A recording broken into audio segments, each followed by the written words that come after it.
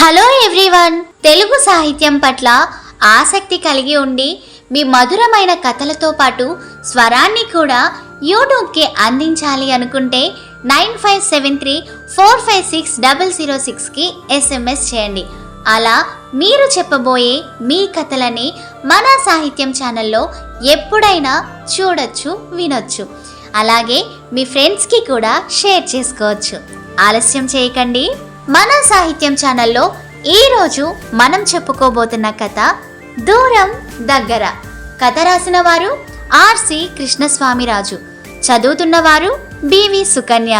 ఓ విదేశీయుడు భారతదేశంలోని దేవాలయాల ప్రాశస్త్యాన్ని అంతర్జాలం ద్వారా తెలుసుకున్నాడు. శేషాచలం కొండల్లో నెలవై ఉన్న శ్రీ వెంకటేశ్వర స్వామి అతడిని ఆకర్షించాడు. వెంటనే స్వామిని దర్శించుకోవాలి అనిపించింది. అనుకున్నదే తడువుగా చెన్నై విమానం ఎక్కాడు. పక్కనే కూర్చున్న ప్రయాణికుడి సలహా మేరకు విమానాశ్రయం నుంచి కాలినడకన తిరుమలకి వెళ్ళదలిచాడు. సంప్రదాయ దుస్తులు ధరించి భుజానికి సంచి తగిలించుకొని బయలుదేరాడు. ఎప్పుడు చెప్పులు లేకుండా నడవని అతడు ఎర్రటి ఎండకి కాలు కాలుతున్నా లెక్క చేయలేదు. భక్తితో స్వామి రూపాన్ని తలుచుకుంటూ ముందుకు నడిచాడు. దారిలో కొండకి నడిచి వెళ్లే బృందాలు కొన్ని కనిపించాయి. వారితో కలిసి నడవడం కొనసాగించాడు. మార్గం మధ్యలో ఉండే గ్రామస్తులు వీరిని దేవుడిని చూసినట్లు చూశారు. పూలమాలలు వేశారు. తాజా పండ్లు చేతికిచ్చారు. హారతులు పట్టారు.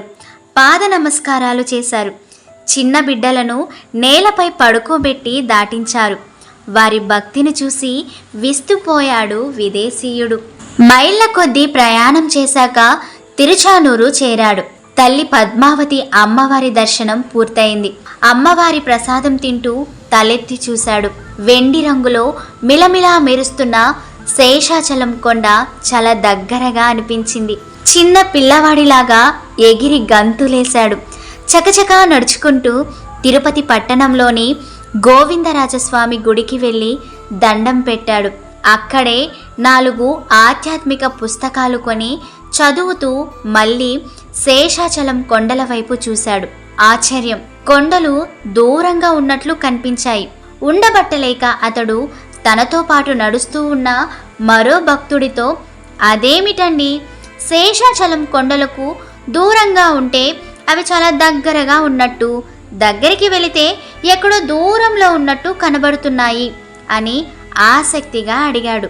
ఆ భక్తుడు చిన్న నవ్వు నవ్వి, అదే నాయనా శేషాచలం కొండల మహత్యం.